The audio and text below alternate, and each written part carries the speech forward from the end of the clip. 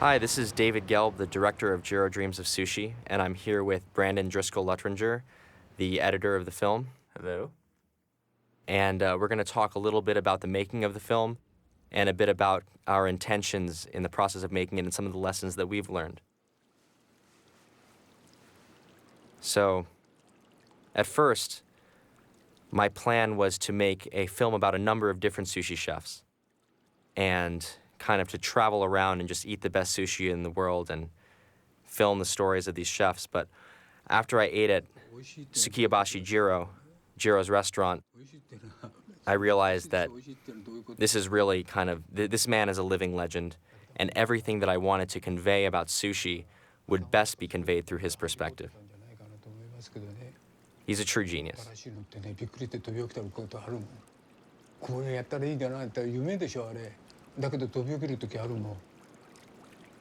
So this song is the first track of the movie. Is a song by Tchaikovsky that I'm really into. And actually, my great uncle Jascha Heifetz is the solo violinist on this, so I thought it was kind of appropriate to keep in the film. And then Brandon, who's an incredible editor who edited maybe 100 music videos or so, did a great job with his opening montage. This is Joel Robuchon, who's, you know, considered to be the greatest chef of modern times. He's a huge fan of Jiro's.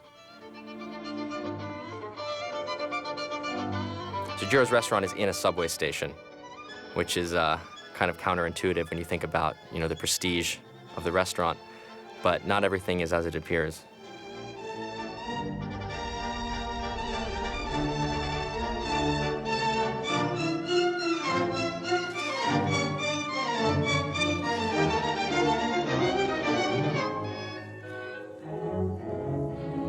This is your first glimpse of the Otoro, the fattiest and most delicious of the tuna. I think this was one of the most interesting decisions that we made was saying put Jiro right up front and center with his message. It made him, you know, it's almost how you feel going in as a customer. You understand his message, but he doesn't show any sign of familiarity. It's very straightforward and to the point. I felt like that was a really great introduction, and that's why we use this here. Mm-hmm. And initially, my direction, which was totally wrong, was to keep Jiro at a distance from the viewer and try to make it so he actually didn't, in the first cut, he didn't actually say anything until like the beginning of the second act, which we realized was a huge mistake. And then we did the exact opposite of what our initial intention was, which was much better. Now, Mr. Yamamoto here is basically what is actually the real reason that this movie was made. You know, my father introduced me to him, and you know, he's just an incredibly poetic food writer and, you know, an old friend of Jiro's. And he kind of was taking me to a number of different restaurants in Japan, knowing that ultimately I would make the film about Jiro, and he kind of let me figure that out on my own. So he was sort of like a spirit guide through this entire film. And he's just an incredible person and just such a great writer. And, you know, you see his words in the film, the way he speaks about sushi, is such love for it and such love for the craft. It's really kind of a beautiful thing. So that's one of the most interesting things you did when you were there filming was you actually had Yamamoto ask some of your questions to Jiro instead of yourself or the translator. Since they have such a great relationship, you were able to get true familiar answers from Jiro instead of answers that he would give to a translator or someone who he didn't know. He was giving them to Yamamoto, which gave him a great familiarity, and the audience was able to see, you know, his actual character because he was answering to a friend instead of a stranger. Right. Although initially in the film you won't necessarily see that kind of comfort. It's actually one of my favorite parts of the film right now. Right. This look. Jiro's so stoic and, you know. Everyone thinks this scene is scripted because he asks the most perfect questions at the most perfect points. You think he's gonna leave, but he comes back and asks one more question. Yeah. He basically explains like how the restaurant operates, and I was just so lucky to I just happened to be filming right when he walked in, and it became one of the most important scenes in the movie. He just really breaks down, how do you get a reservation here? all in one take. Yeah. It's always been in every cut of the film. Yeah, what do you serve? Yeah. And basically it was just an issue of finding the perfect placement to, but we realized it was very early in the film because he kind of just breaks down everything, and as you see right here. 30,000 yen is about, right now in 2011, it's about $350 or so. But, you know, that'll change. We didn't put the translation of the dollars because we didn't want to date the movie. Who knows where the dollar's going.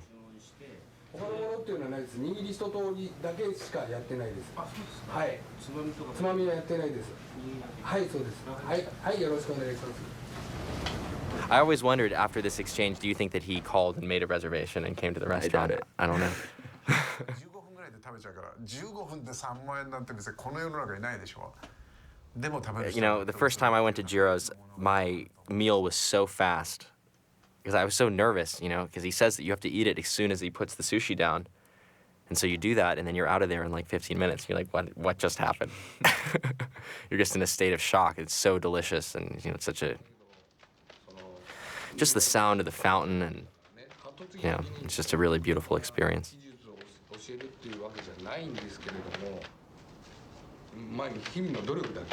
I always like this scene because in the whole process of editing the film, I always felt like these guys had something that was so much more than a natural gift. It was, you know, things that they weren't born with, things that they had worked for so long. It's true in any field, really, that there is some bit of natural talent that needs to come from within you. And I think that that's something that helps, that they say helps define your craft and your calling. Right. You need to have the taste to follow what, you know, the taste, so you're aiming your work at something, but it requires, you know, hard work and diligence And also. Yoshi, It's the it's synthesis very of much both a of those things. reflection of his father in those statements.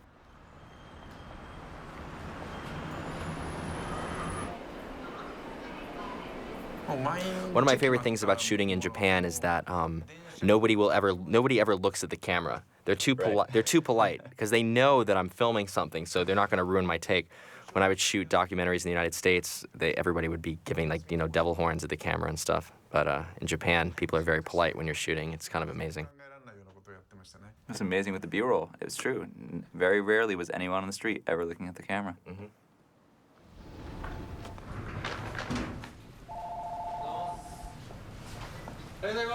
One of the first things I was told to do is whenever I see Jiro or meet anybody, give a very strong "Ohayou gozaimasu." You know, I don't speak many words. You know, I speak a little bit of Japanese, but the phrases that I do know, I speak with great confidence. And I think that Jiro, you know, appreciates the effort. That's actually one of my favorite things is when he throws the chopsticks on the thing. Right. You know, when David first started shooting, he started using a very small Canon camera, an SLR, worked his way up to the red, which I believe this is the red This shot. is the red, yeah. But in the beginning, you know, he was very careful to be as quiet as possible about shooting, and then once they became comfortable, he was able to work his way up to a Right. bigger camera. And not just being quiet, but also just being small and staying out of the way. Because it's a very small space, and I'm 6 feet tall, so, you know, I was always almost knocking things over. And, you know, I also want to acknowledge my, you know, assistants out there, Yukako Inoue and Shino Nakamura, who were my translators and my assistants, and they were absolutely invaluable, and they were basically just making sure that I didn't destroy anything as I was trying to, you know, get the perfect shots and move around.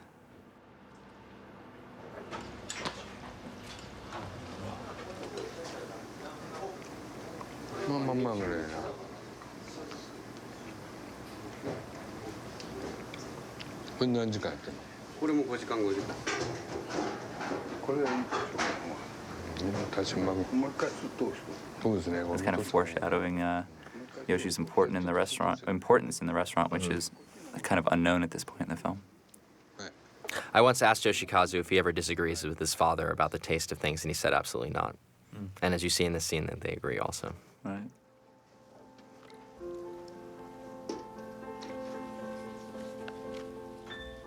I love the metaphor of the notepad. Yeah, that's their reservation book, and that basically determines, you know, it determines what kind of fish, how much fish they're getting, and it determines, you know, just basically the pace of the day.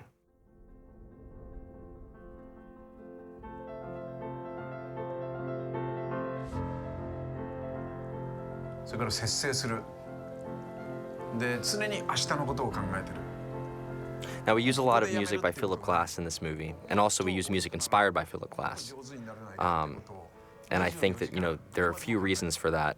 And I guess the foremost reason is that Philip Glass's music itself, well, first of all, Jiro is a master. And so we were trying to make all the formal elements of the film as elevated as possible. Just like he elevates his craft, we're trying to elevate our craft to meet him so that the film feels like it's from his perspective. So that's why we use only music from, great composers like, Bach and Mozart and Philip Glass. And specifically, Philip Glass is incredible for this because, as you'll see later in the film, he talks about how the repetition of basically what they're trying to do, every day they do the exact same thing, but they're always looking for that one little bit of improvement. Elevation. To just reach one step higher, but always keeping the baseline the same so that they know that they are improving. Because if things are changing from day to day, then they wouldn't be able to tell, the difference. So Philip Glass's music also is kind of repetitive, but always elevating. So the key changes and the music, it elevates itself, and it's just kind of a metaphor for what Jiro is doing. 昔と今と違うって30年前と今と違うっていうのはタバコを吸わなくなったっていうだけであとは全部同じだと思います。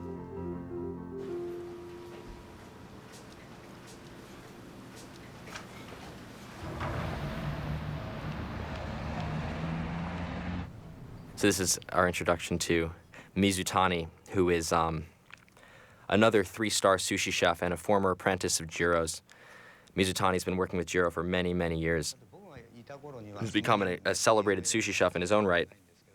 And he was just great. He was incredibly candid about both Jiro and Yoshikazu.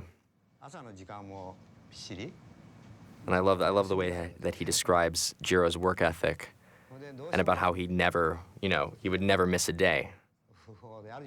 That's something we were really lucky with, was having both him and Yamamoto be just as artistic with their crafts as they are with their words. I mean, these two are basically the narrators in our film. We were very lucky in the editing process to find that they said so much candid information about them that we were able to bring them in at various points and explain so much about the characters in a very comfortable way. Yeah, and the way that he kind of challenges Yoshikazu almost in his commentary, saying, Yoshikazu should take over. And these are the things that actually really helped us put the story together. It was because of how candid he was and how honest he was. And actually, a lot of people would say that's actually very un-Japanese to be so open. Mm-hmm. But, some people have told me that maybe it's because I'm a foreigner that they felt a little bit more relaxed and were able to, talk a little bit more freely than they might have to a Japanese person. それが2つあるんですね。ちょうどきっかけみたいなのは70の時倒れた時にこれ続けられるかなっていうのもありましたよね。それはいくつぐらいだったんですか。19からです。でもあんまり気にならなかったでしょ最初。I love Yoshikazu. Really he's kind of the hero of the movie. He actually is the reluctant hero.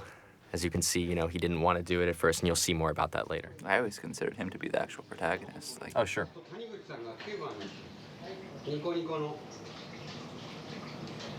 Whereas Jiro is constant. Yeah. I love his concentration here, looking back, and he just really thinks it through and then comes to the decision. いやそれさっきやったんだけども、これ去年から予約受けてるのにね、一番過ぎちゃ気の毒かなと思って。なるべくもうこういう設定で理解やるようにする。それでないとね、目が届きませんとね、ダメです。それと普通みんなやってて気が付かないことを自分が長年やってると気が付くから、それをこうやるとかあれやるとかこれをやらなきゃダメだとかっていうことは言えますから。あれはもう僕がいる方が一番大変でしたよ。だって60まででしょ。そんなに驚いたことするような奇抜なことをする人じゃないんですよあの方。だからそういうあれはもうただもう黙々と毎日。職人ってそうなんですよね。That was one of the most interesting things about the editing process, was finding moments where Jiro was doing much, because literally what he does a lot of the time is stand around and just observe. the restaurant and look for the most subtle details of things that are out of place. The sign, for example, which he just moved about 6 inches or 8 inches But over. you know what's funny is that sometimes I would move things slightly just to like get a certain shot, and then he would come and correct them. Exactly. Because like I think I'd moved the sign. I'd either moved the sign or I'd moved something else that we had not included. But you know, and here he comes. You know, just like repeating just observing and making sure that they're doing it right. It's a combination of just maintaining the quality and then also just training them. So this is actually an interesting thing about how, you know, every fish has a certain way that you have to prepare it and you have to age it. The big misconception about sushi is that you want the freshest fish straight out of the ocean. But actually, you know, tuna, for example, depending on the weight of the tuna, as they describe, you needed to age it and let it rest for a certain amount of time in order for it to reach its peak of flavor. And that just comes from years and years of experience to know exactly when the perfect moment to serve it is. So they wouldn't serve this tuna. They're preparing this, but they're not going to serve this tuna at least for a few days. And I always thought this was a great scene for especially Western cultures to see, because as they describe, it's all, you know, in Western culture, it's all about the fatty tuna. Everybody wants the And that was never the traditional case in Japan, and it's kind of something that echoed back there and all across the world. The need for the fattiest parts of the tuna became the most coveted. Because, you know, it's hard to get tuna that has that beautiful tuna flavor. Also, just notice here we did a little focus job to make it look like things are kind of miniature. But yeah, you know, Jiro really insists that that if you have a great piece of tuna, you know, the red meat, you know, really captures the flavor of it. But the tastes have changed. This is one of my favorite things about Japanese culture is the specialization. So every vendor is incredibly focused in mastering a very specific thing. And then when you have all these masters coming together through Jiro, basically is sort of like taking the best of all of these, you know, specific specialists and synthesizing them into a single, you know, bite or a series of bites. It's really kind of, it's really amazing. Yeah, and Jiro and Yoshi couldn't have emphasized that more in the footage. Every other conversation that I looked at, they were talking constantly about the vendors, and they relied on professionals in each of their fields, the best of those vendors, to supply them with the best fish so that they could do what they do best, which was make it into sushi. And when you look at, you know, this complete meal, you really see so many people collaborating in a process. But when you're in a restaurant, you don't think about those kind of things. Again, you'll notice that nobody ever looks at the camera, which is incredible. This is an interesting idea. Originally, we had maps here and trying to show the world, but I thought this was a really cool way to do it instead. Overlaying people. I borrowed this from the movie Fog of War. It's a huge influence on this film, but I love the combination of slow motion and fast motion.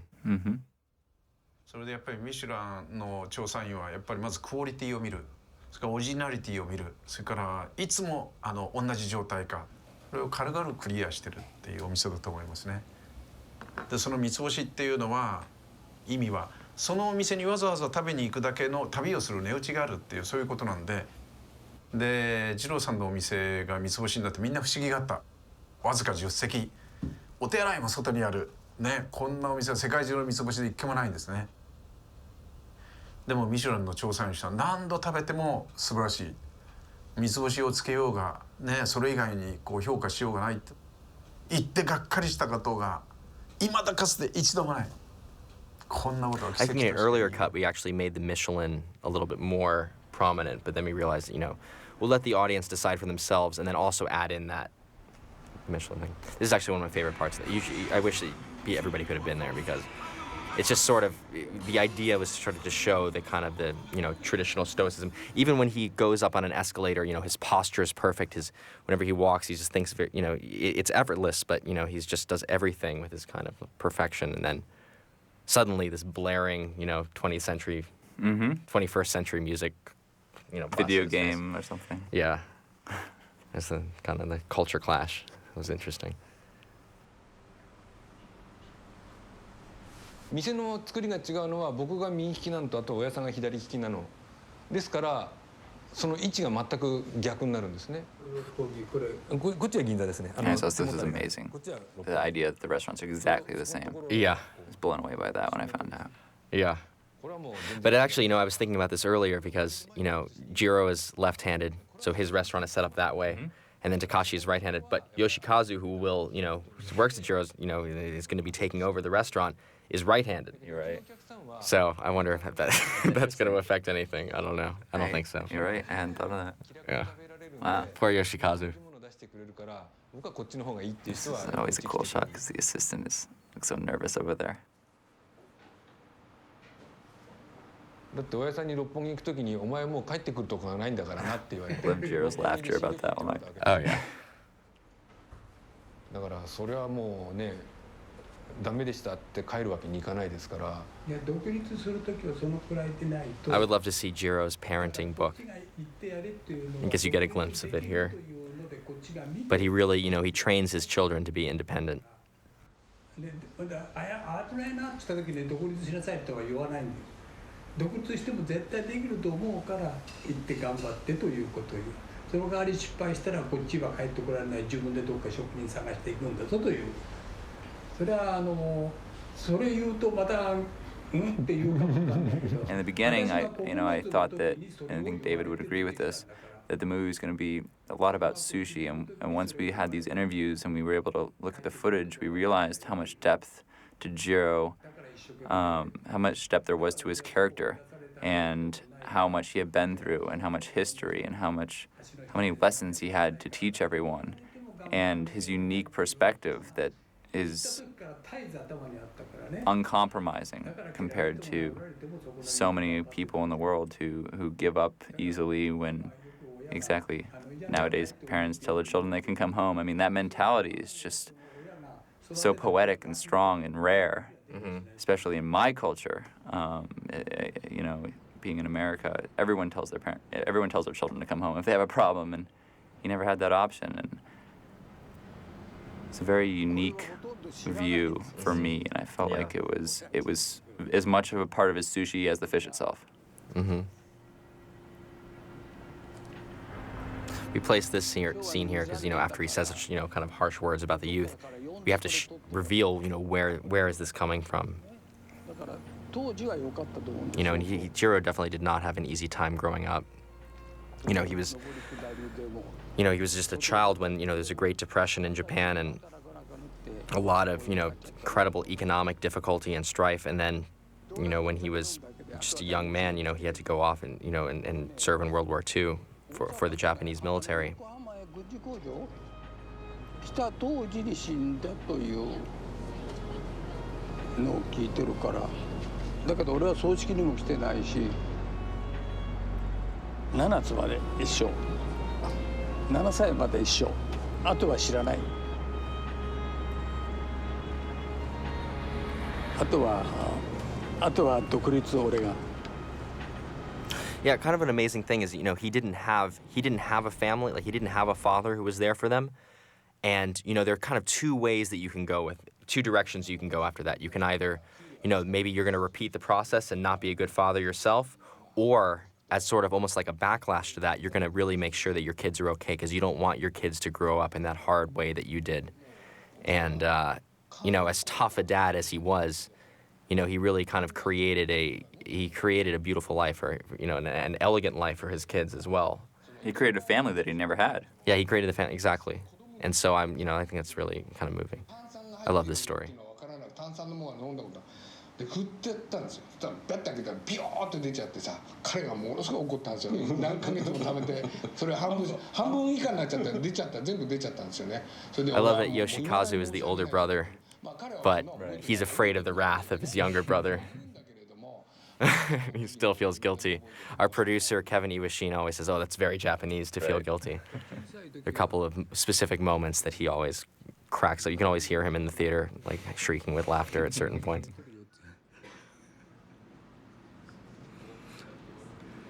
本当に大体もう朝5時半に起きて行っちゃうし、夜はもう10時頃だけ帰らないからもう寝てるから。 It's just so ironic that だから小さい時はそう。 Jiro, who rarely ever was around when his children were being raised, has one of the closest families that I've ever seen. I mean, Yeah. they work together constantly. Right. Well, they weren't so close when they were little, but, I wonder if, maybe the reason that they became sushi chefs was so that they could become more of a part of their father's life. Well, as I think Jiro, says in a little bit, they wanted to go to college, but I convinced them otherwise. I convinced them to do otherwise.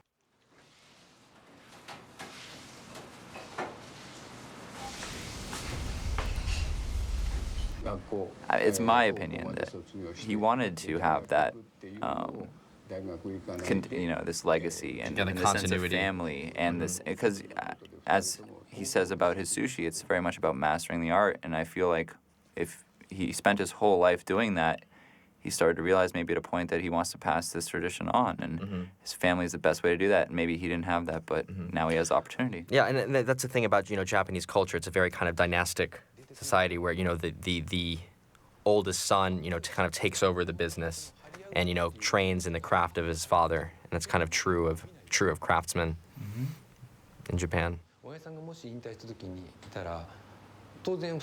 there are a couple of things in this about kind of the story of the family that really kind of resonated with me, because I have a younger brother, so I understand kind of the brotherly dynamic. And then also, my father he's the manager of the Metropolitan Opera and has done all kinds of amazing things. And so I kind of, in a sense, I kind of feel what it's like for Yoshikazu to be, in the shadow of his father.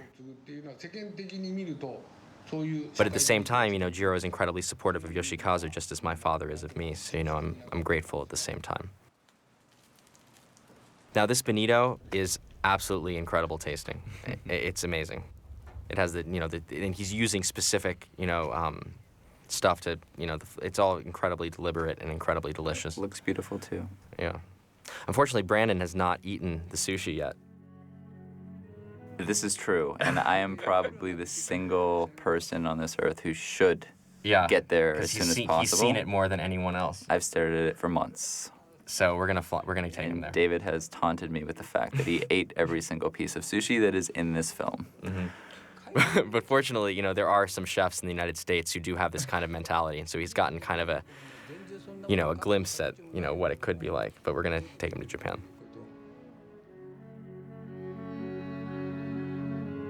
This is what we always call the genius montage.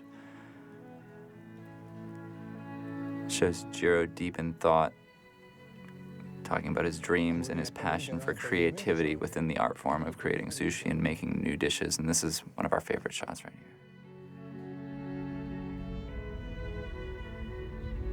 I love the reflection. その前までジローさんの時エビはどういうふうにやっぱり同じ朝茹でちゃって冷凍の中入れたって冷凍庫から出してきてくれやつ。 I don't normally like shrimp that much in sushi restaurants, but his shrimp is amazing. お客さん見えてやり一緒にやる。だから今うちの One of my, hopes is that sushi chefs in the United States will watch this and just kind of take a cue from Jiro. あの頃は大体30分ぐらいだったり出てる。今もう40分 But who 50 wants to massage an octopus for 45 Yeah, to 50 minutes? that's one of the problems in the United States, because it's also a problem in Japan too, but especially in the United States, you can't get assistants who are so patient and willing to, go through this, because I mean, you work there, you don't get paid that much, you spend more time with, the staff at the restaurant than you do with your family. I mean, you're there all the time, lunch and dinner every day except for Sunday. And I mean, the amount of work that goes into preparing that piece of sushi is just incredible, and people just don't appreciate that. I'm, hope this is a window into that. This is always one of my favorite shots. This Squid. the squid ink, yeah. いいネタを入れていい仕 This, 事を this するのも next shot coming up is just gorgeous. Of the look like pearls あと儲かろう as they're talking about money. I always thought we don't care about money, and care this about this squid. is money. That's money right there. Yeah, the reward is the craft.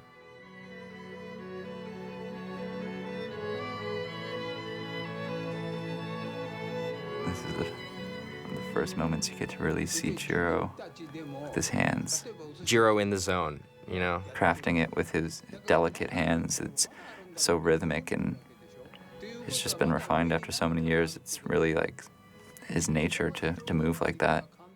かんないけど、じゃあこの頂上はどこかっていうと分かんないわけですよ。 So this is what he's done every single day. You know, in fact, I think we asked him, you know, how many pieces of sushi do you think you've made? And we did, I think we did the math or something, and it was like, it was over a million pieces. Well over Yeah. a million. I mean, it kind of boggles the mind to think about. I mean, it's 10 people, how many times a day? 完璧だとは思っていないからね。 I don't know, you know, they serve up to 30 people a day So 30 people a day, 20 pieces each, for like 60 years. and 365 days a year. He never takes a day off, really. Yeah. So you can do the math. Yeah.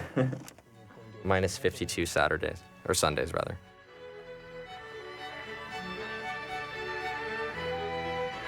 So this is actually something that I wish that a lot of sushi chefs did more often, is to paint the sushi with this, use the brush to put the correct amount of soy sauce on, because I see so many people are drenching the rice in the soy sauce, and really it's just the fish side is supposed to get a little bit of soy sauce on it.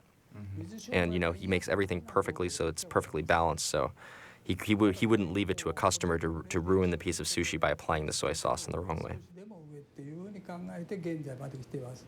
だから今85になって This is kind of the end of his opus, so to speak, in the beginning of Act 2, when we present the idea that although Jiro is the best, he is 85 years old, and there will need to be a legacy to follow. There needs to be a new generation. So we kind of set up the beauty of it, and we kind of set up the stakes of it, and then now we're going to present the challenges. That was something that was very difficult, by the way. I mean, just going and shooting Jiro, knowing that he's the best sushi chef in the world, or, you know, arguably.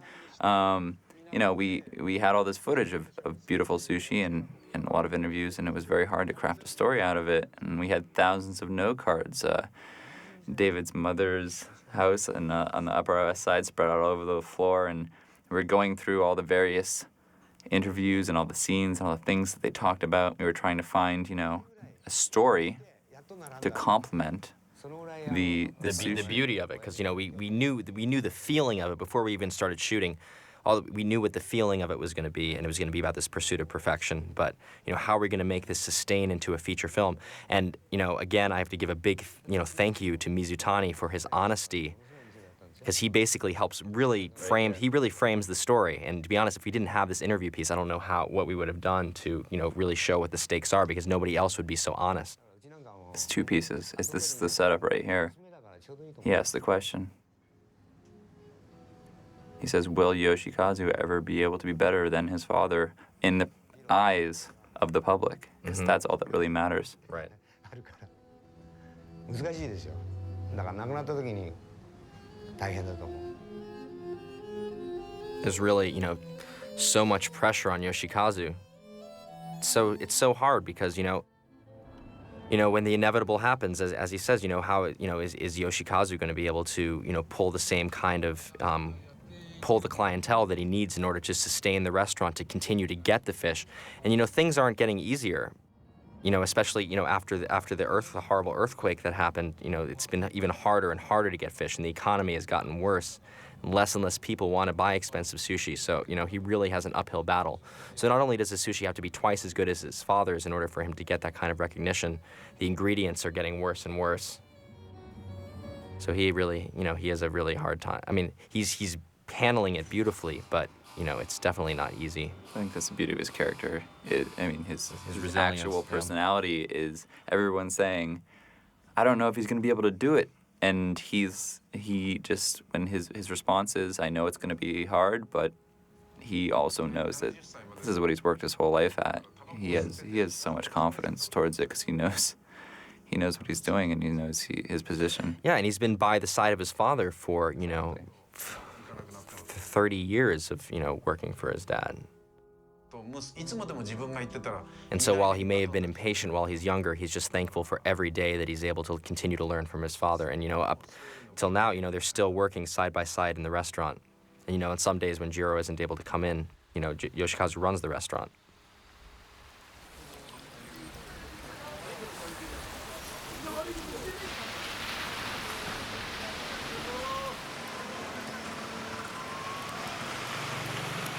I think this is the first moment where you realize that there is a bit of scarcity, not only with, as you were talking about, the fish, but also about the practice of becoming a shokunin and really caring about your art form and going to the fish market every day so early in the morning just to get the best fish. Which Yoshi does, regardless of whether he feels good or bad. Yeah, or if it's snowing outside. We shot this movie over basically we shot 1 month in the winter and 1 month in the summer. So it was either extremely cold or it was extremely hot. This was a cold day.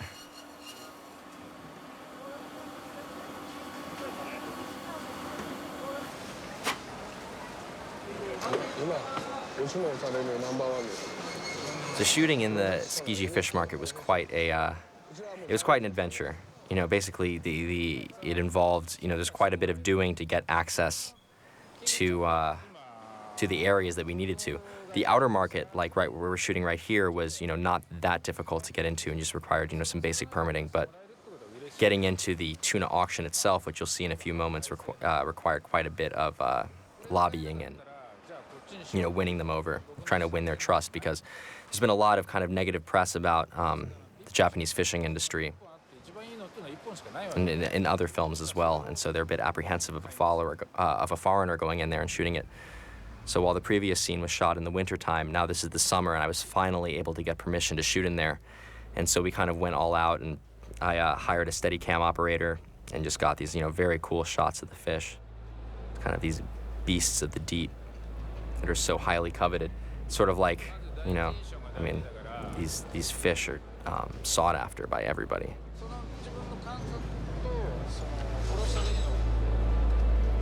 And Fujita is the man, he has the resources to get them because he has the absolute best clientele. But the biggest sale of the entire season was actually made by a restaurant in Hong Kong. Bought the most expensive tuna ever, I think in excess of $100,000 for a single giant fish, that weighed, at least 100 pounds. I think it was maybe 300 or 400 pounds, so, I'm not exactly sure. But, tuna is highly coveted. And so to prepare a single piece of tuna that Fujita's getting, it can cost up to, $50 to $75 just to serve a single piece of tuna. So they basically are losing money on the tuna. The speed at which he looks at these tunas is so fast. Yeah, he touches it. He has such a sense for these fish. It's quite amazing. And a lot of these vendors, as you were saying, David, it's very hard to get in this market because of the nature of media, in the light of tuna and whatnot. That a lot of the other vendors would come up to the camera and be staring it down or straight up block it with their bodies. This was an example of how, what I was saying before, that nobody looked at the camera. In this case, everybody was watching me, and, they were very kind of protective over, they're protective over their industry. And also because, there aren't that, the tuna is declining, and everybody knows it, and there's not really a whole lot.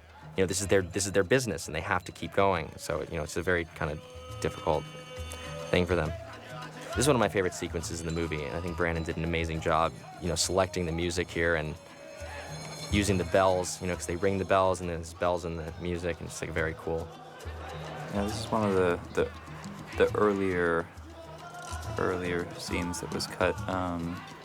We knew how important it was. And it just stayed the same, with very few adjustments, because the energy of it is just always very important, kind of in the middle of the film, to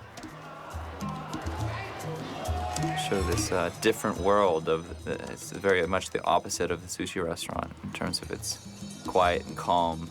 It's quite the opposite. There we go, right into halibut. Mm-hmm. It's always a good cut. So what you don't see here is a special technique that they do to keep the fish fresh. He'll chop the neck, and then we cut away before you see the next part, which is basically he takes a wire and sticks the wire down the spinal cord, and basically what he's doing is he's sealing the brainstem of the fish so that it continues its basic processes of respiration in the water, and its heart basically, it stays alive, but it's dead. So it doesn't struggle or move, but it continues to circulate up until they get it into the restaurant and start filleting it. So, the fish remains absolutely as fresh as possible up until the point that they fillet it.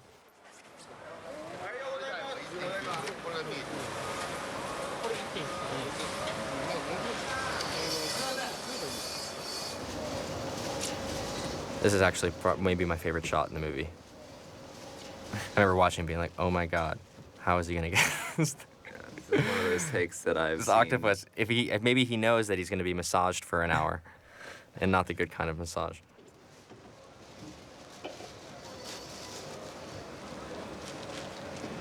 メっていうかやっぱりうちもある程度魚こだわって売っ You て know, るんで the network of masters in the Tsukiji market, it's kind of like a family. They've all been working together for a very long time. They save their best stuff for Jiro and their other top customers because they know that they know that, you know, at Jiro's restaurant and some of the other top restaurants, that the fish is going to be utilized to its best potential. So they're going to go through all the trouble of getting the absolute best halibut and the absolute best octopus. They want to know that the flavors are going to come through, and that gives them great satisfaction to know that their craft is going to be delivered to the customer in the best possible way. So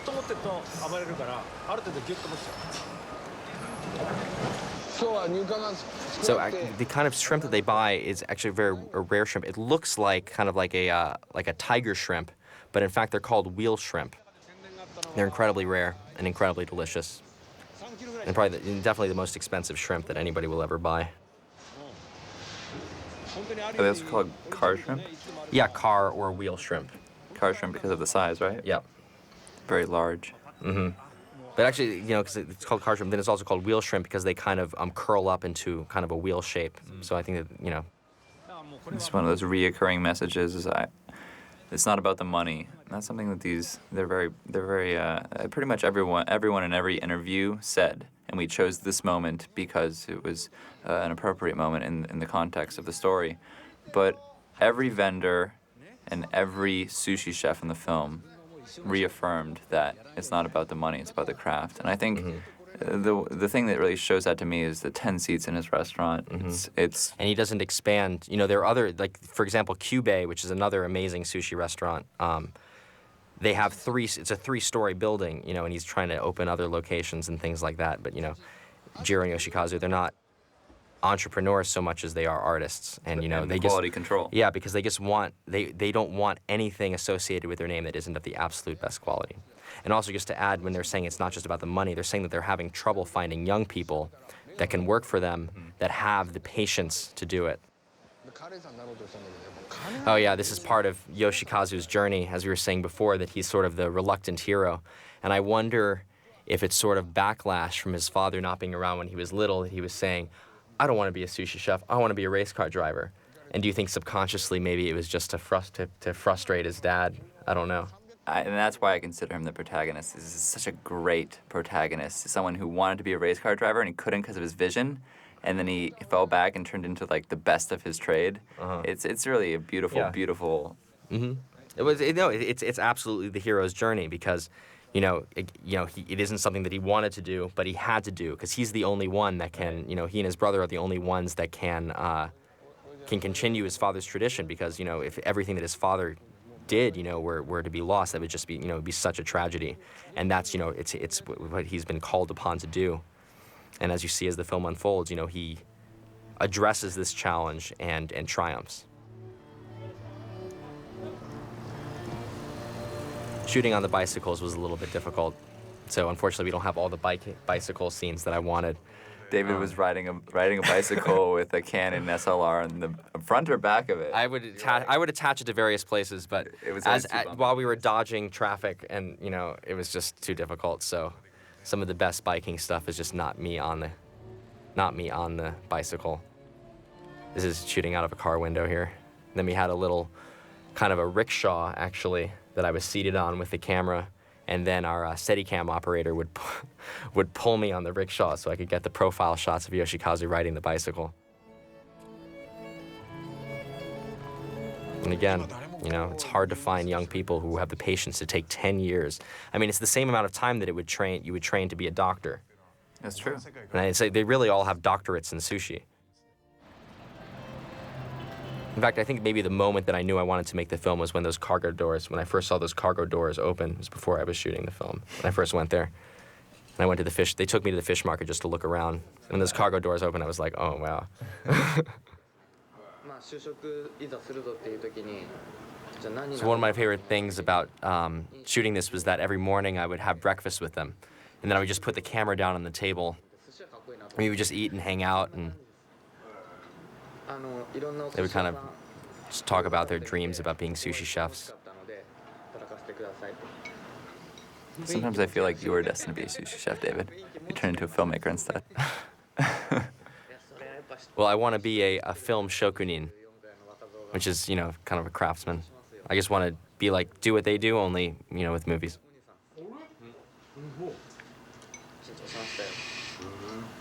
I love how everybody says that they're nervous when they're eating there.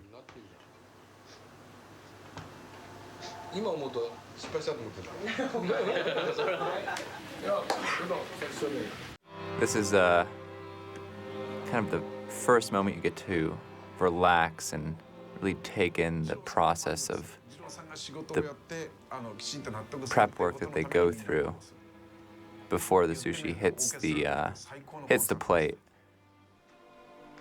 We use the metaphor for music a lot in this. And this is sort of like as Yamamoto describes it, as a symphony A concerto. or an orchestra, and Jiro is the conductor.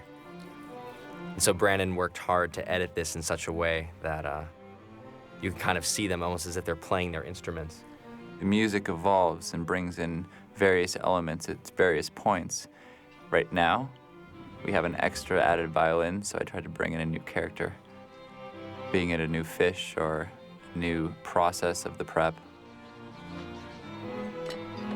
And it also gave a very nice moment of breath from people who don't speak Japanese and were reading subtitles for quite a while.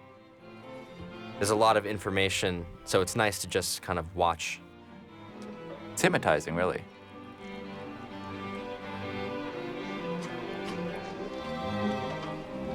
And there we have 50 minutes of this. That octopus never gets a break. Hence the clock.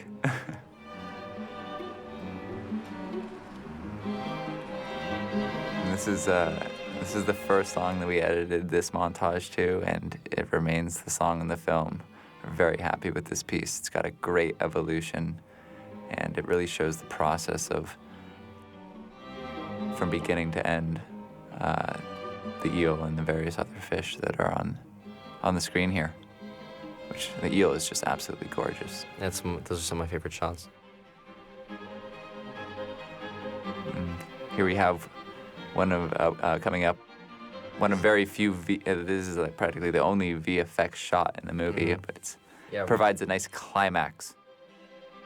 This was using a telescope tripod instead of, you know, I could have gotten an expensive motion control rig, but we figured out actually I learned this on YouTube. A telescope to see stars. A telescope made to see stars, and it has a motorized tripod, so I just attached my camera and kind of programmed the tripod to do what I wanted to do instead of looking at stars. And it gives a very slow motion that I can then speed up, and then we layered it, you know, in the VFX. Like motion control. And this is probably, I think, one of the most emotional scenes in the film. Yeah. And this is where we have the true grit of what it becomes to, or what it takes to become a master.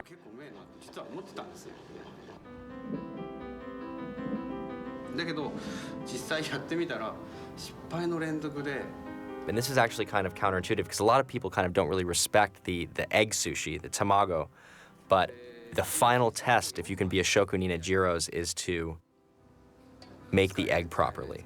And it's the hardest thing that they do. I mean, you can see, you know, and it has to look absolutely perfect. This is something that's interesting. This shot of him actually messing up the shot of the egg sushi, the tamago. This is from the very first shoot of when David went to Japan. This shot right here. This is from 2 years earlier, and you can tell because he's wearing glasses, and he's switched to contact since then. And I wonder if he'll ever forgive me for including that shot in there. But, you know, he's a great sport, and you know he was great in the film. And he's going to be an amazing sushi chef.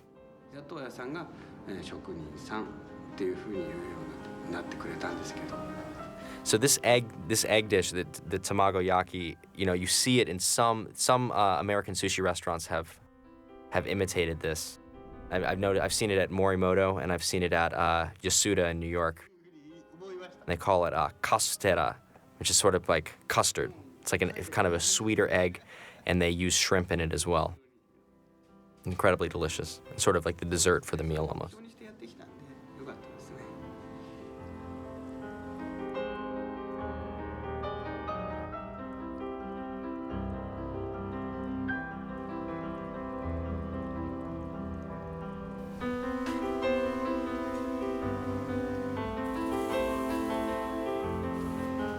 For me, that's what the movie was about in so many senses. In the editing, I also tried to make the editing very simple and use a lot of direct cuts and not a lot of fast edits, and try to make the editing emulate the sushi that Jiro was serving.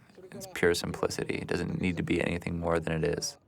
Same thing with the story, too. In all the departments, it was all about that. It's just about simple elegance. If it's unnecessary, if it doesn't make it better, cut it out.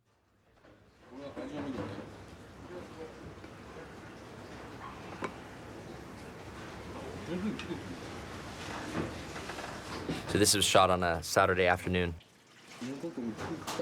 Towards the end of the week, when they know that they're going to have leftover fish, they let Nakazawa, who is the senior apprentice, he's been there for 12 years, they let him, practice making the nigiri, and they just really train him, because he's saving up to start his own restaurant.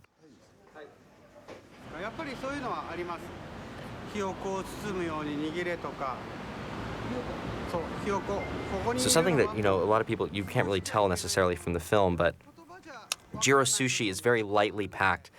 The rice has space in it to allow air to circulate within it. So when you bite into it, the flavor of the air inside the rice is flavored. This is actually for me is the funniest part of the movie when he says the wasabi makes him cry. I remember when I was little, I was scared of wasabi. First time I went to Japan, I was 2 years old.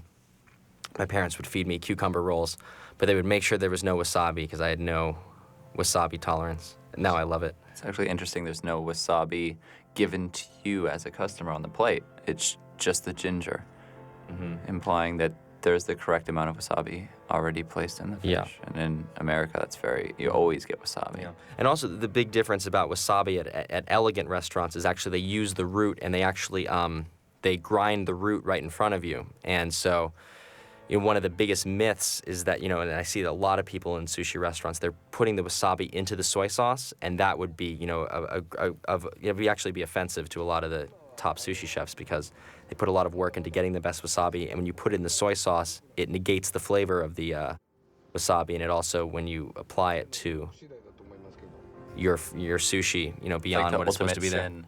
Yeah, it just kind of ruins the balance. So yeah, don't put your wasabi in the soy sauce. Trust your sushi chef. Yeah.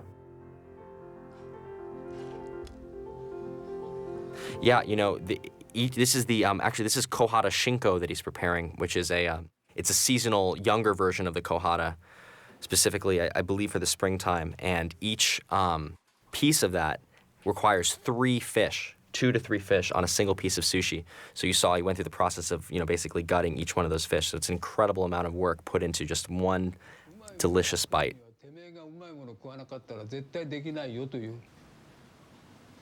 Those are fried oysters that a customer gave them. You actually ate some, right? I did, yeah. How are they? They're really good. I love that it's actually kind of a style. You see this at the Tsukiji market and some of the food stalls. They have they serve these fried oysters with a really kind of delicious little barbecue sauce. It's good for breakfast. Some of the things that you eat for breakfast in Japan, you just would not imagine eating. I mean, Yamamoto told me that Jiro's favorite thing for breakfast when he would go to the fish market was a big tonkatsu. It's like a fried pork chop, basically, for breakfast. And Joel Robuchon is really Jiro's hero.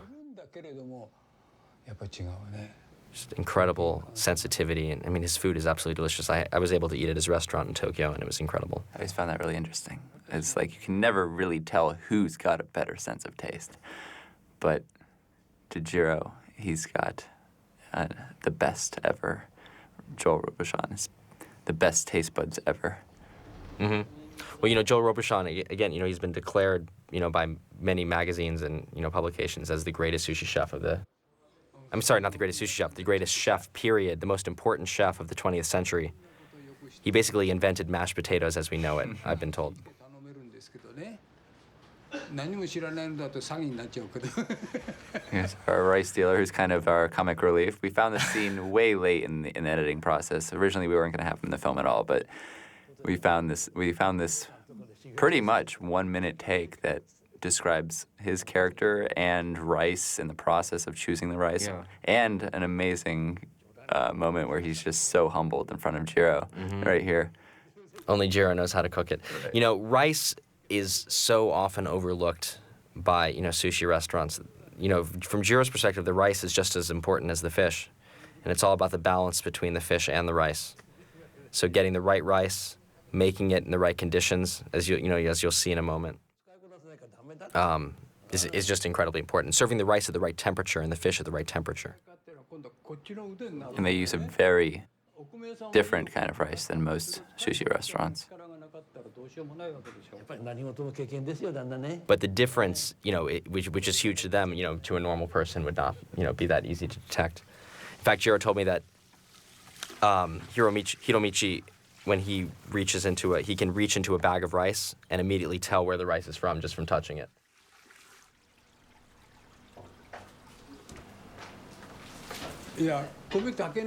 This was always one of my favorite parts, is seeing this assistant put this top on, followed by them. You think that's it? Nope. Here comes a massive pot with the wood thing made specifically to go on top of the lid. So they're using it's called a hagama. It's a cauldron.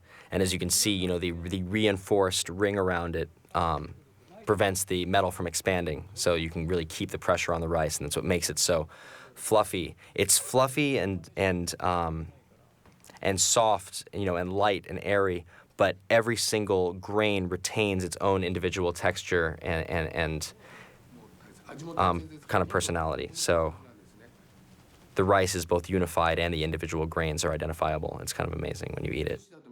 And this is so important. And if there's one thing that sushi chefs around the world, you know, watching this movie, God willing, they're watching this movie, can serve their rice just a little bit warmer, because it's the cold rice. I mean, after you have sushi at a place like Jiro's and you have this, you know, incredible warm rice, it's so delicious. And I wish that more sushi chefs would make their rice warm, just body temperature.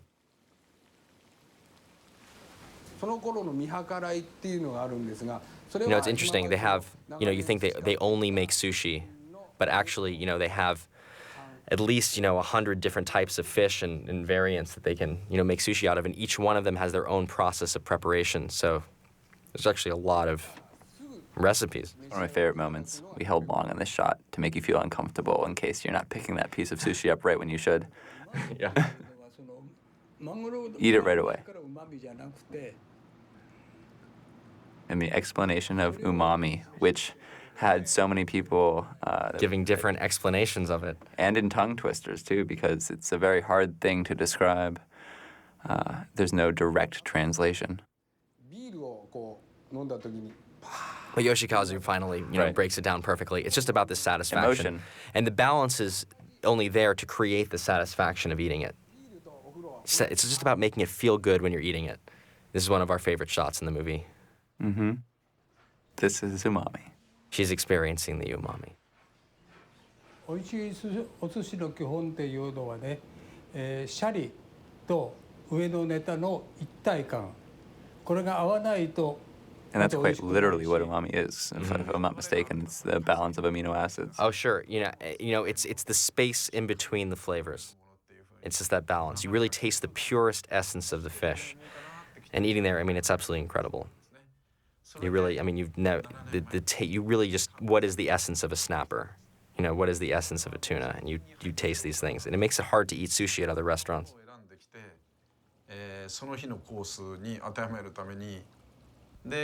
So it's debated that Jiro actually created the modern omakase. Omakase meaning, you know, the chef's choice menu. And that he kind of innovated this idea of serving only sushi in a specific order to heighten the flavors that are there. And this has been imitated around the world. And there was a great line about, it was very inspirational to both of us as the filmmakers. Jiro's omakase course is like a concerto, and it very much influenced the music of the film. And of course, we love to use classical music from the beginning, but when that line, we heard it, it just made so much sense. Yamamoto loves classical music, and yeah, I mean, his metaphors, we really, the movie is really kind of a synthesis of both Jiro's perspective and Yamamoto's perspective, from both the sushi master and the sushi lover, because Jiro is the absolute best at making sushi, and Yamamoto is the best at eating sushi.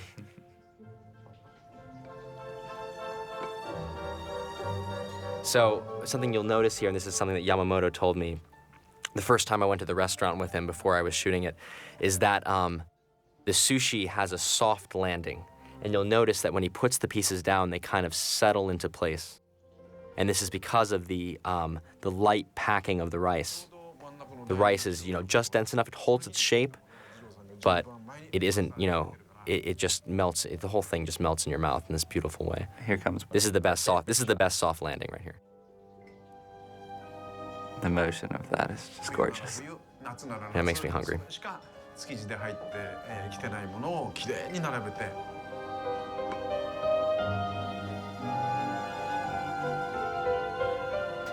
What's interesting is that when you order, you can't go to a sushi restaurant and just order yellowtail. They'll be like, okay, what kind of yellowtail? Right. There, we have very simple definitions of the fish, but yellowtail to them is a whole category. There are 30 different varieties.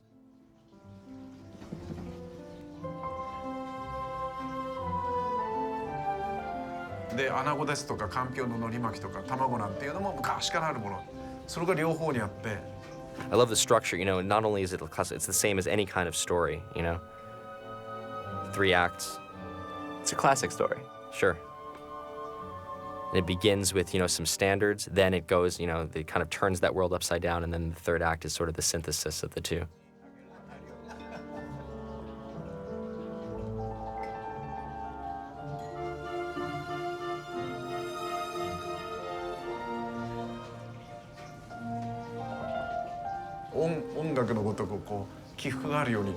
Yamamoto told me that it's like eating jewelry. That you almost feel bad that this is going to go away, but it's so satisfying to eat. You feel kind of a little evil when you're eating it.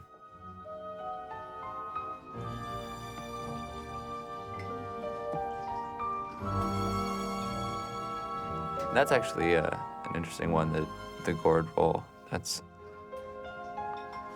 rarely seen in the U.S. Kampyo maki. It's good, it's kind of crunchy.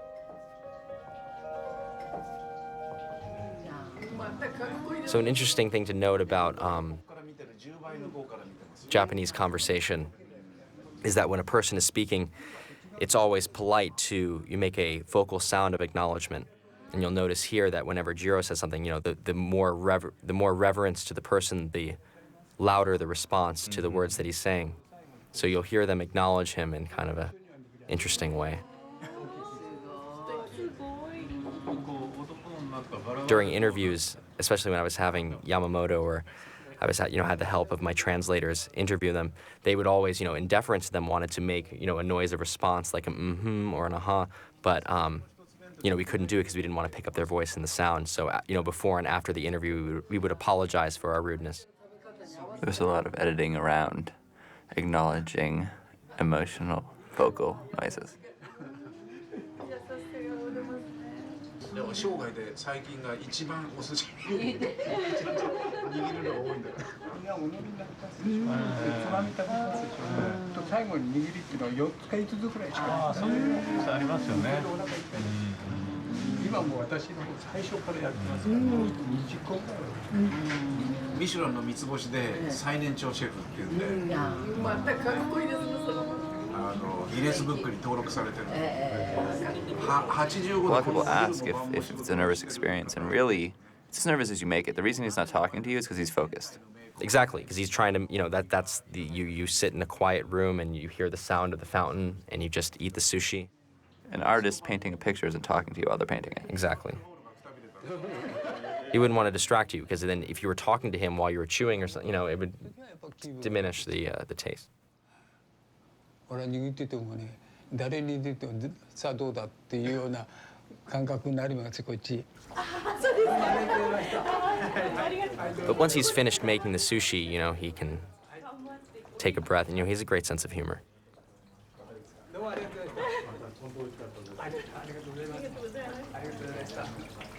それ終わるまではもう俺は自分の思う It's 通り like に seeing Jiro acknowledge victory in what he does because he's so hard on himself, seeing him show any sign of happiness towards victory and doing what he does and saying he does it well is a breath of fresh air for me because he's so strict on himself in every conversation, throughout every interview, just always trying to be better. Yeah, but he at the end of the meal when his customers are happy, the energy from the customers, it makes him very happy. He can feel that energy of satisfaction, and that satisfies him. So this is kind of the description of this kind of the uphill battle, because they are constantly trying to make better and better sushi, but at the same time it's harder and harder to get good ingredients. We love the stock footage, yeah. This is something that we always had a hard time finding the place for in the film, because we had to acknowledge the scarcity and that, fish disappearing in the world is a large problem in general. But to place it early in the film, it would feel like that was what the movie is about. We decided to place it right after the climax, the sushi concerto, where you see every single fish placed down perfectly to passing Jiro's inspection. You really feel that there may be the loss of this wonderful thing that is existing today. And will it exist next year, the year after? I don't know.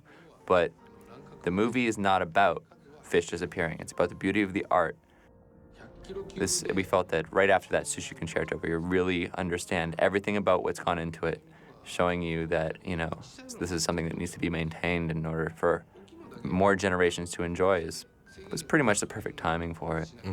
Just set up the stakes and then show, the stakes are there. This is a beautiful thing, and it's in danger. And we also include in the film, not only as it's our responsibility, but also, something that Jiro and Yoshikazu are very concerned about.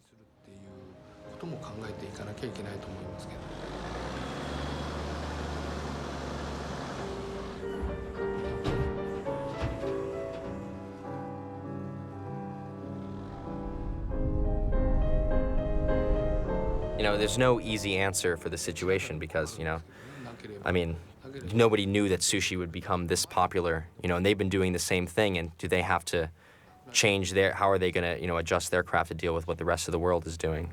To them, it's like removing tuna from the world. It's like removing the paintbrush from an artist's hand. It's as if the color blue were to go extinct.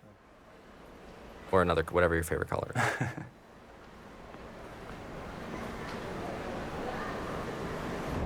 So I was very lucky, and to be able to come on this trip with Jiro.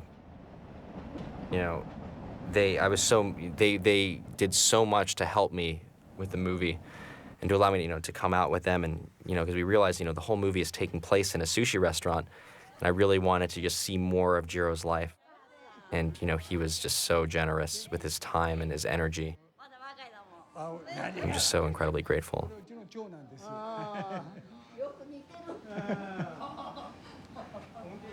This is the most beautiful restaurant I think I've ever been in. The view was incredible, and I wish that I could have gotten there in advance to put neutral density filter on the window so you could see out the window better, because the exposure between the inside and the outside of the restaurant is so different. But it's just incredibly beautiful, and we're looking over a river, and this is actually the very river that Jiro's father gave the tours on. This is, his childhood home. And the lady that greeted him when he first entered the restaurant, the two of them worked together in the first restaurant that Jiro ever worked at. And so, he's kind of a home. He's a real hero around here.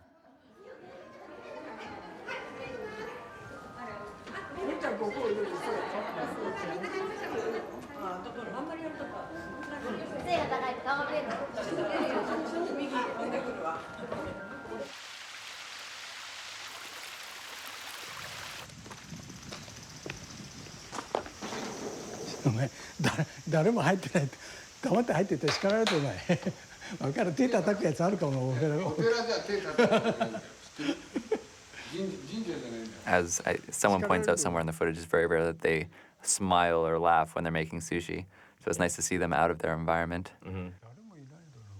Yeah, I mean, incredibly serious when they're making sushi, but Jiro has a great sense of humor. So this is kind of their ancestral graveyard. And, this is part of the tour. Basically, Jiro and Yoshikazu kind of arranged a series of events for me to, to witness and film. And, again, I'm incredibly moved that they allowed me to, come to kind of a sensitive place like this. Although Jiro can seem kind of irreverent.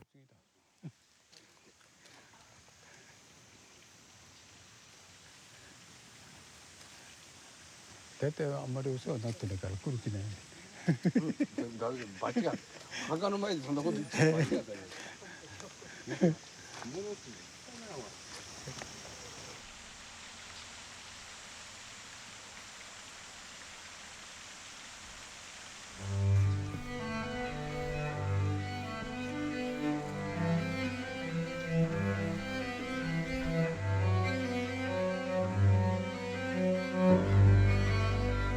Editing this movie, that was one of the messages that really resonated for me. Is for Jiro, he had a really hard time growing up, and he made himself the best that he could be. He hasn't stopped, he won't stop, he doesn't want to. And I felt, for me, editing the movie, I needed, I worked night and day on this thing for forever, and I felt like I needed that inspired me to make it as good as I possibly could and to keep on working on it even when I was tired. It's just so inspirational to any artist. This is a great lesson, the thing that he's talking about here about how, just following orders and, being a little bit of a rebel is actually okay. And actually, this is kind of counterintuitive to traditional Japanese wisdom. In Japan, there's a saying, the nail that sticks out must be hammered down.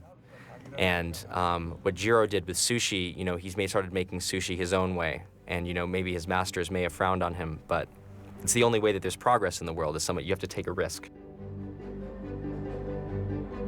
This is a series of some of my favorite shots in Japan. These are wishes that are from a shrine. They tie them into a knot and put them on a string. It's kind of the feeling of Tokyo is what we're trying to capture here.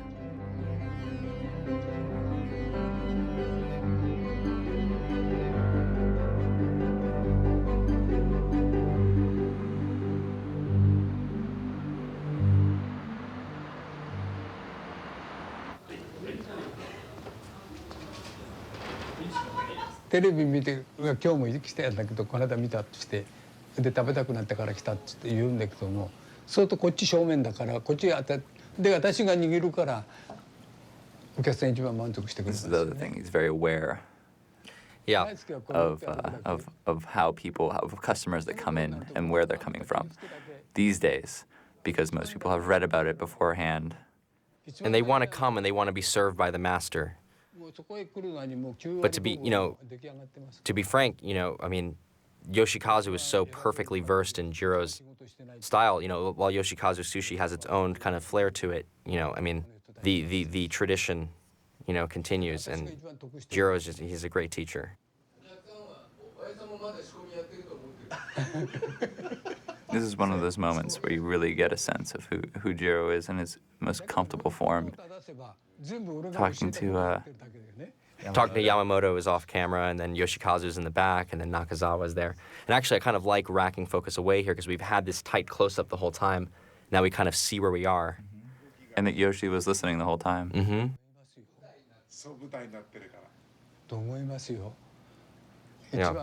So much happens behind the scenes.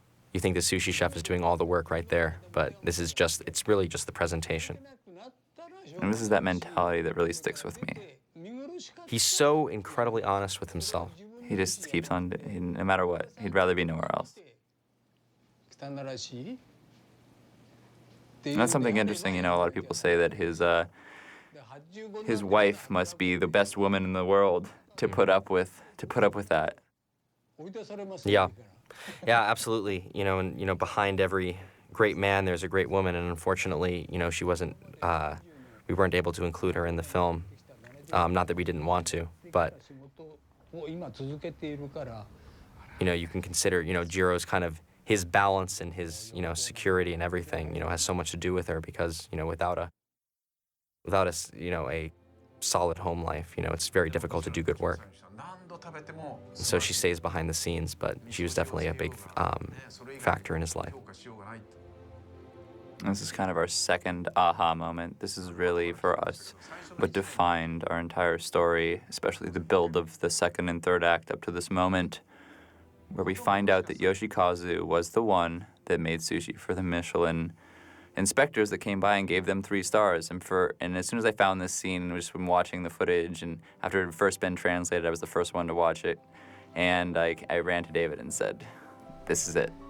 This is our moment. This is everything surrounds this." Yeah, and after Brandon, after we watched the scene and we realized that this was kind of like this was the proof that the tradition has been passed on, and that Yoshikazu, he is up to the challenge and he has embraced the challenge and he is succeeding. I remember telling my grandparents were a big influence on the story because my grandparents are both in their 80s and they're writers and they keep on writing. They're writing their final volume of their book on Eugene O'Neill right now, the great playwright, and they never stop. And I remember I told them what the ending of the movie was going to be. My grandfather told me, that he had chills, and that was, one of the greatest validations I've ever had. And I knew that, this was going to be a full feature film. And I'll never get sick of watching this last montage to this Philip Glass track. This is one of my favorite songs ever composed by Philip Glass, and I'm so happy to have it in the film. Brandon and I were roommates. We were assigned as roommates freshman year of college. Randomly, about almost 10 years ago. And this was actually, there were a couple of songs in this movie that were on our freshman roommate playlist. And that the fact that we're able to include it in the film is just kind of magical. So this is my favorite scene of the movie. This is one of those shots that was really hard to hold off from using until the very end because it's such a beautiful shot. Mm-hmm. There's so many beautiful shots in this end sequence that we prevented. Yeah, we had to have the discipline to save it.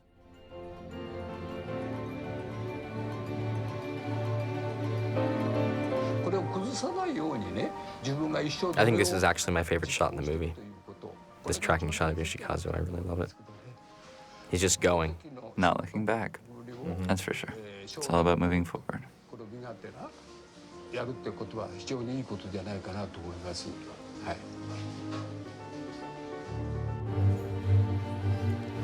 This is kind of that.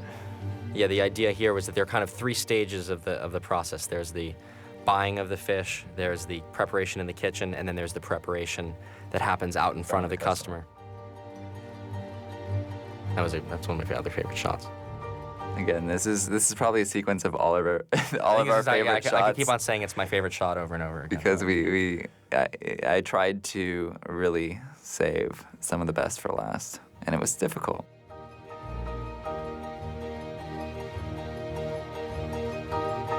And this is kind of a reference back. Kind of a recurring visual cue about Yoshi's genius montage. Mm-hmm. And his new way of serving tamago. Mm-hmm. This is Yoshikazu's creation. And I love this. Them both inspecting it, just staring at the piece of sushi. First, Jiro in focus, then Yoshi.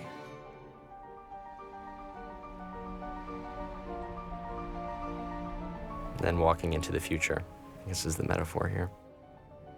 I sat in the car with Yoshikazu and I said, we need an ending for the film now. If there's one thing that you want to tell the audience, really? What is it? And then he said something, and then my translator was like, ask him again. And we did it 2 more times, and then we got this take, which is, just absolutely perfect. Our parting moment, which we were so lucky to have.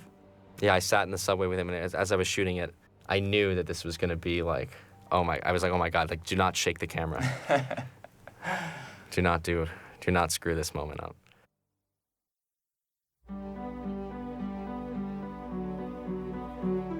There you have it. Hope you enjoyed it. Yeah, well, thank you so much for watching, and you know, we think, you know, something that we've always thought about was how, you know, this was a movie, it's about sushi, but really sushi is the setting, and that the things that Jiro's talking about and things that Yoshikazu are talking about really just applies to absolutely everything, to any vocation whatsoever. You know, you really just, you know, look at what you're doing. Is this what you love to do? You know, and if it is, then just do your absolute best at it.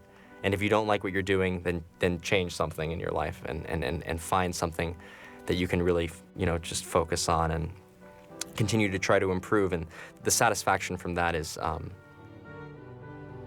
from doing what you love and doing your best is, has incredible value. And, you know, in the process of making the film, it really kind of changed our lives. And the way that we kind of approach our work and the kind of the way you look at the work that you're doing and just without fear try to improve it. And, you know, so much has been deleted from the film that was really great, but just all in the name of making the film better. And so, you know, we hope that this comes across in the process of watching it.